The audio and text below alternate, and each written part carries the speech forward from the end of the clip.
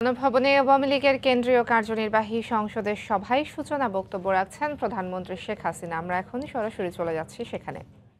মৌলিক চাহিদাগুলি পূরণ হবে এবং দেশ অর্থনৈতিকভাবে এগিয়ে যাবে।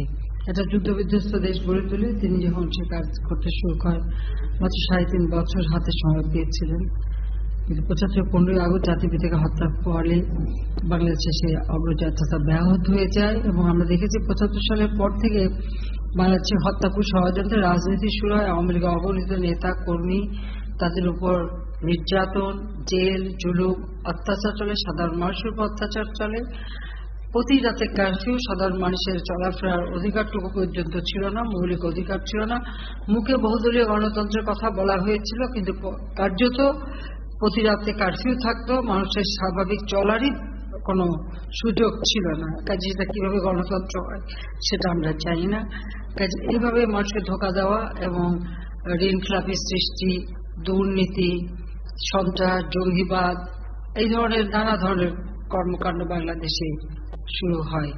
আওয়ামী লীগের হাজার হাজার নেতাকর্মীকে হত্যা করা হয়েছে, প্রায় 21,000-এর কাছাকাছি নেতাকর্মী হত্যা হয়েছে। এবং বিএনপির রাজনীতি বা জামাত যারা যুদ্ধাপরাধী ছিল, যাদের বিচার জাতিপিতা শুরু করেছিলেন, সেই যুদ্ধাপরাধীদের বিচার বন্ধ করে দিয়ে তাদেরকে রাজনীতি করার সুযোগ দেওয়া, তাদের সাথে হাত মিলিয়ে এই দেশ পরিচালনা এবং সেই লাখো শহীদের রক্তরঞ্জিত পতাকা তাদের হাতে তুলে দেওয়া হয় এবং এদেশে জঙ্গিবাদ সন্ত্রাসের এক ত্রাস সৃষ্টি হয়।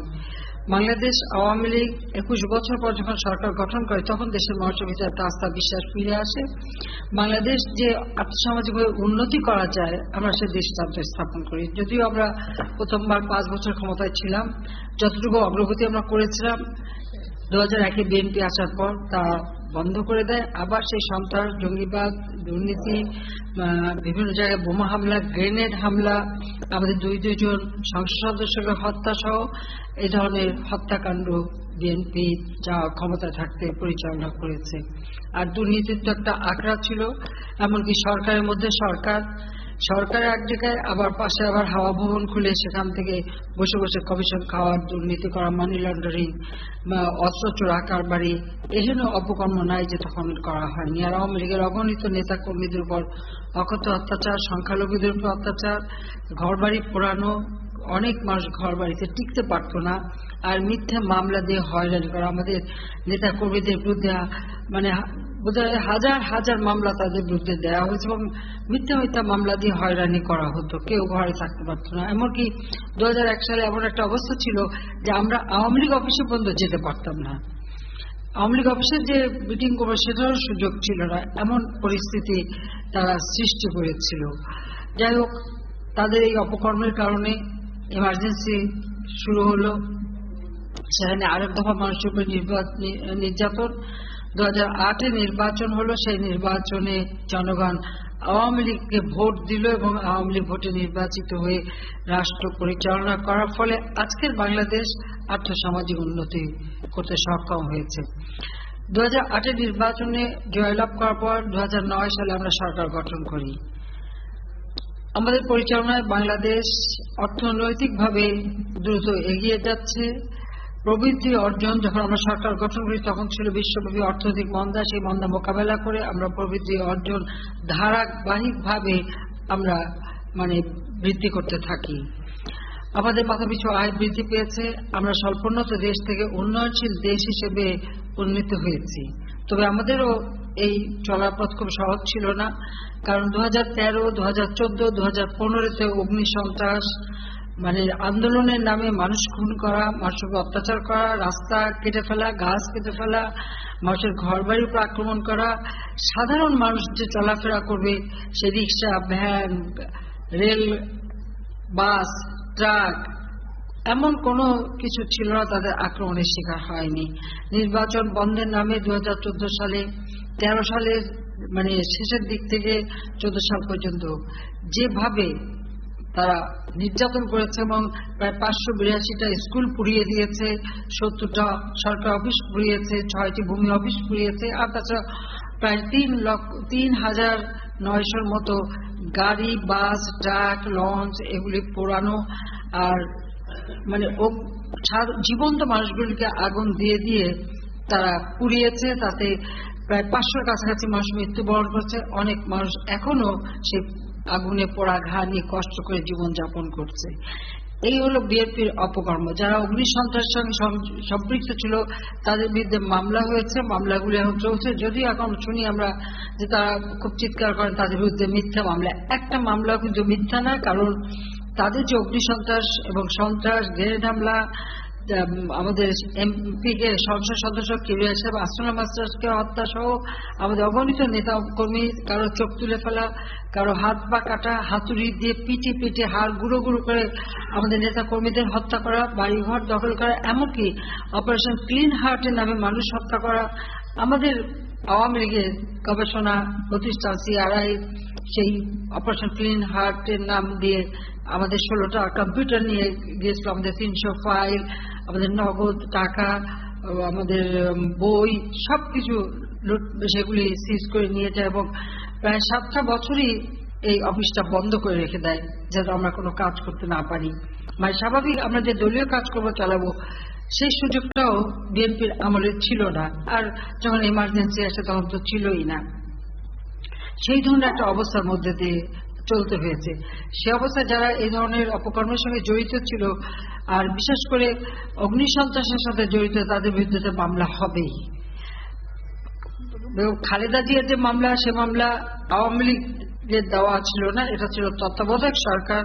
যে তত্ত্বাবধায়ক সরকারের সরকার প্রধান, রাষ্ট্রপতি এবং সেনাপ্রধান সবই খালেদা জিয়ার নিজের হাতে নিজের পছন্দের লোক দিয়ে করা, এবং সেখানেই তার এতিমের অর্থ আত্মসাৎ থেকে শুরু করে বিভিন্ন ঘুষ দুর্নীতির মামলা, সে মামলায় সে সাজাপ্রাপ্ত কারাগারে।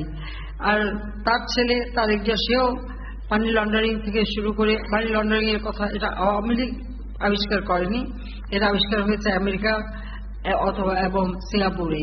সেই সাথে সাথে 10টা অস্ত্র মামলা, 21 আগস্টের গ্রেনেড হামলা করে আইবি রহমান সহ আমাদের 22 জন নেতাকর্মী হত্যা সহ বিভিন্ন অপকর্মের সঙ্গে জড়িত হয়ে সেই মামলায় সাজাপ্রাপ্ত হয়ে ফিউজিটিভ হিসেবে এখন বাইরে বসে, এবং তারা যে ব্যাপক দুর্নীতি করে অগাধ সম্পদের মালিক সেটা এখনো বোঝা যায় যে বিদেশে থেকে ধরে যে জীবনযাপন, মানে একটা বিত্ত বৈভব, তার প্রকাশ আমরা দেখতে পারি।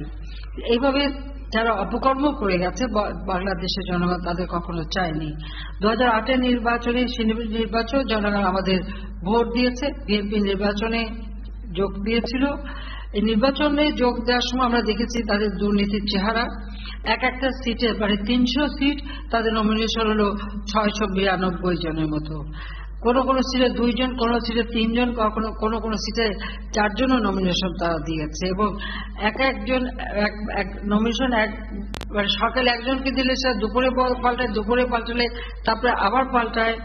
তাদের নমিনেশন বাণিজ্য, এমনকি যে সমস্ত সিটে যাদের নমিনেশন দিলে জিততে পারত তাদেরকে নমিনেশন না দিয়ে তারা যার কাছ থেকে ভালো মোটা অঙ্ক পেয়েছে তারাকেই নমিনেশন দিয়েছে। এবং নির্বাচন করার যে একটা আগ্রহ, সেই আগ্রহটাও কিন্তু দেখা যায়নি, কারণ প্রচারণা কোনো কিছুতেই তাদের কোনো একটা আগ্রহ ছিল না। এটা হতে পারে যে আমাদের রাষ্ট্র পরিচালনায় জাতীয় আন্তর্জাতিকভাবে বাংলাদেশের যে ভাবমূর্তি উজ্জ্বল হয়েছে এবং আওয়ামী লীগ সরকার যে দেশের উন্নয়ন করছে এবং দেশের মানুষের ভিতরে একটা আস্থা বিশ্বাস ফিরে এসেছে, যার কারণে মানুষ আওয়ামী লীগকে ভোট দিতে প্রস্তুত। বিভিন্ন সার্ভে যে হয়েছে আমাদের দেশের ভিতরে বা বিদেশে, এই সমস্ত সার্ভের মধ্য দিয়ে সেই তথ্যগুলি বেরিয়ে এসেছিল।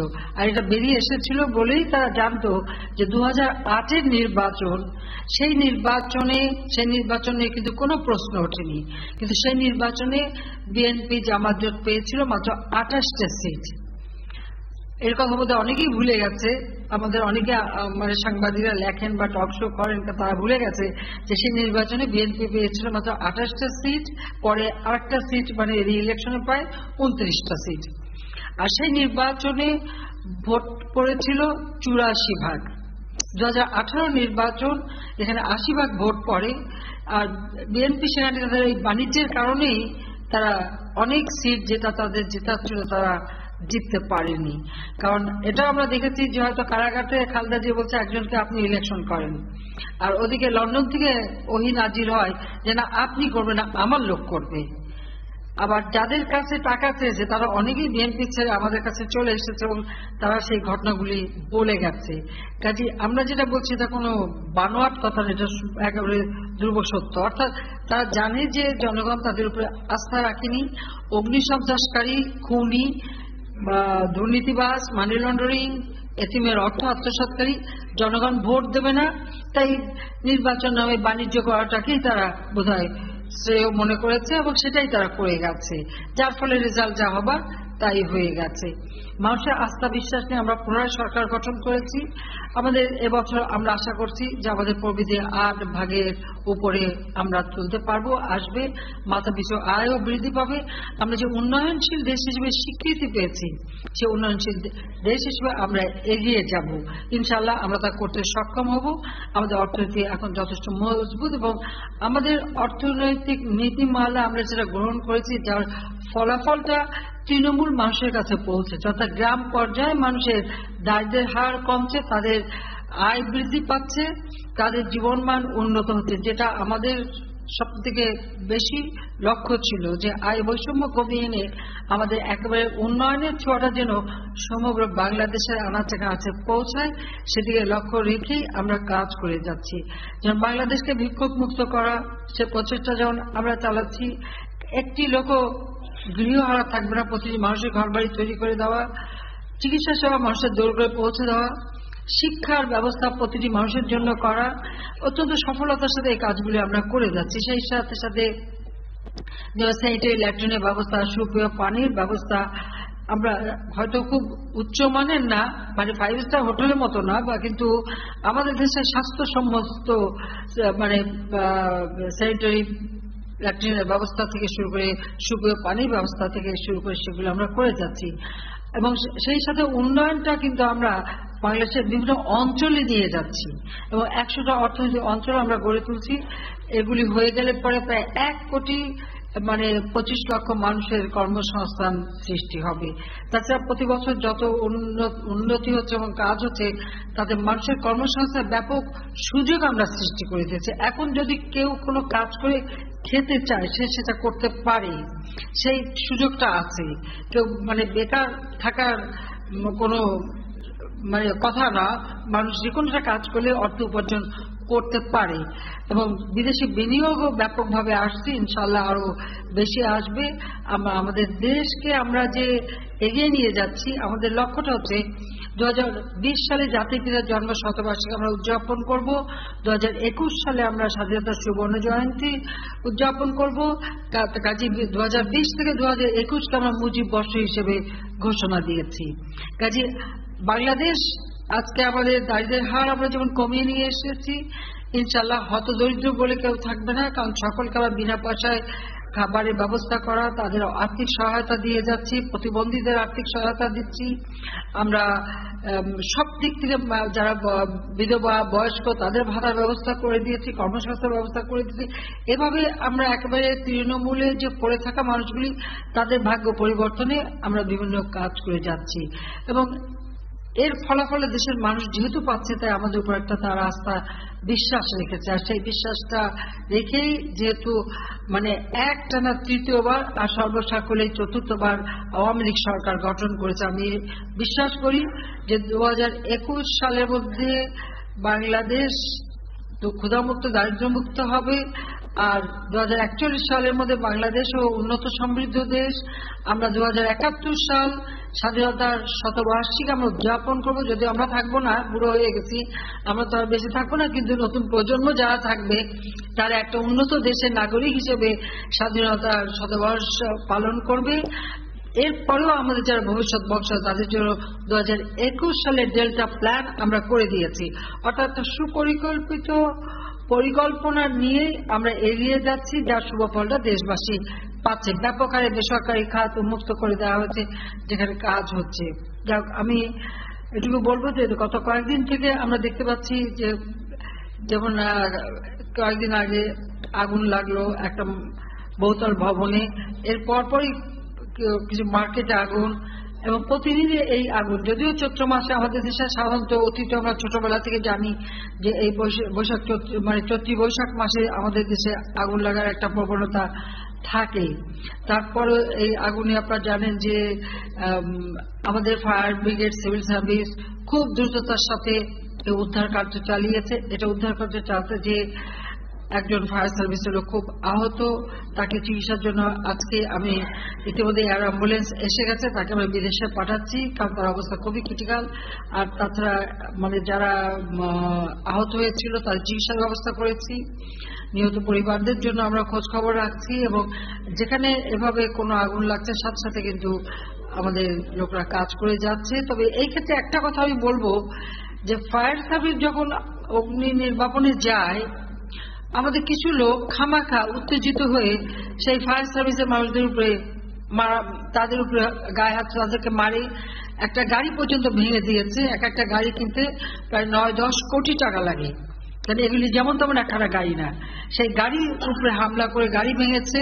ফায়ার সার্ভিস লোক দেরি হচ্ছে কেন, তাকে মারছে। তো এই যে তাকে না মেরে যে মারছে, তারা যদি অন্তত এক বালতি পানি নিয়ে এসে আগুন নিভাবার চেষ্টা করতো বা কিভাবে উদ্ধার কাজ করা যায় সেটা করতো, আমার মনে হয় সেটা অনেক বেশি মানে একটা আমি বলবো যে তারা অন্তত একটা ভালো কাজ করেছে বলে আমরা বিবেচনা করতে পারতাম। কিন্তু যারা উদ্ধার করতে যায় তাদেরকে বাধা দেওয়া, তাদের উপরে হামলা করা, এটা কোন ধরনের কথা? এই যে আজকে একটা ছেলে বা খুব বেশি বয়সও না, সে যে উদ্ধার করতে যেয়ে আজকে আহত হয়ে মৃত্যুর সাথে পাঞ্জা লড়ছে, কই তার খবর তো নিতে গেল না। কিন্তু যারা উদ্ধার করতে যাচ্ছে তাদের উপর হামলা করা। আরেকটা হচ্ছে যে আগুন লেগেছে, দুনিয়ার লোক যে সেখানে হাজির, ফায়ার সার্ভিস ঢুকতে পারে না, মানুষ যেতে পারে না। এটা কোন ধরনের একটা ব্যাপারটা সবাই দেখতে চায়, আর সেলফি তুলে, ছবি তুলে। এখানে সেলফি তোলার কি হলো আমি এটা বুঝতে পারি না। মানে সেলফিটা না তুলে কয়েক বালতি পানি নিয়ে আসুক, বা আগুন নিবানোর একটা ব্যবস্থা করুক, বা উদ্ধারের কাজ করুক, সেটা না করে সেলফি তুলে সেটা কি আনন্দ। আমি এটা সত্যি আমার কাছে খুব অবাক লাগে এই জিনিসটা দেখে, যে আমাদের দেশের মানুষের এই মানসিকতাটা পরিবর্তন করতে হবে। বরং এই ধরনের বিপদে কিভাবে সাহায্য করা যায়, এবং সেখানে আমি অবশ্য সাধুবাদ জানাবো, কারণ আমার একটা যখন খবর আমরা আশেপাশে কিছু ইউনিভার্সিটি আছে, যে ছাত্ররাও এসেছিল এবং অন্যান্য লোক, আমি সঙ্গে সঙ্গে আমাদের আইজিপিকে এবং হোম মিনিস্টারকে বললাম যে তাদেরকে আহ্বান করতে, যে তারা যেন নিজেরা ভলান্টিয়ার হয় এবং দুপাশে লোক সরিয়ে রাস্তা করে দেয় যেন ফায়ার ব্রিগেডের গাড়িগুলি আসতে পারে। তারা সেটা করেছিল। কাজে আমাদের যারা ভলান্টিয়ার ট্রেনিং প্রাপ্ত তারাও যেমন কাজ করেছে, আর সাধারণ মানুষের মধ্যে কিছু লোক আমি দেখেছি খুবই মানে তাদের একটা দায়িত্ববোধ আছে, তারা এই দায়িত্বটা পালন করেছে। ভবিষ্যতে সবাই এইভাবেই দায়িত্ব পালন করবে, সেটাই আমরা চাই। আর মিডিয়াতেও যখন দেখায়, এই দেখানোর ফলে মানুষ আরো আকর্ষণ হয়, তারা যেন আরো ছুটে যেতে চায়। সেখানে মিডিয়ারও একটা ভূমিকা আছে, যে এই ধরনের ঘটনায় বরং সাহায্য করা উচিত। আরেকটা সমস্যা, সেটা হচ্ছে পানির সমস্যা। মানে সবচেয়ে দুঃখজনক যে ঢাকায় এত খাল বিল ছিল, এত পুকুর ছিল, অথচ এখন নাই, পানির অভাব।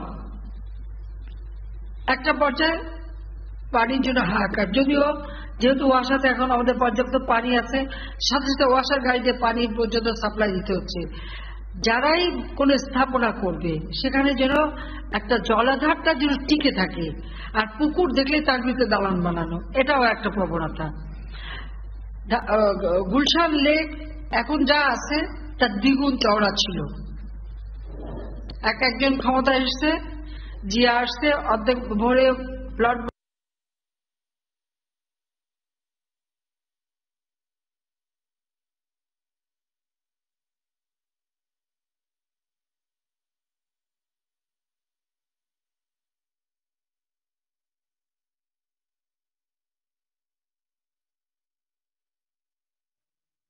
গণভবনে আওয়ামী লীগের কেন্দ্রীয় কার্যনির্বাহী সংসদের সভায় সূচনা বক্তব্য রাখছিলেন প্রধানমন্ত্রী শেখ হাসিনা। আমরা এতক্ষণ সরাসরি ছিলাম সেখানে।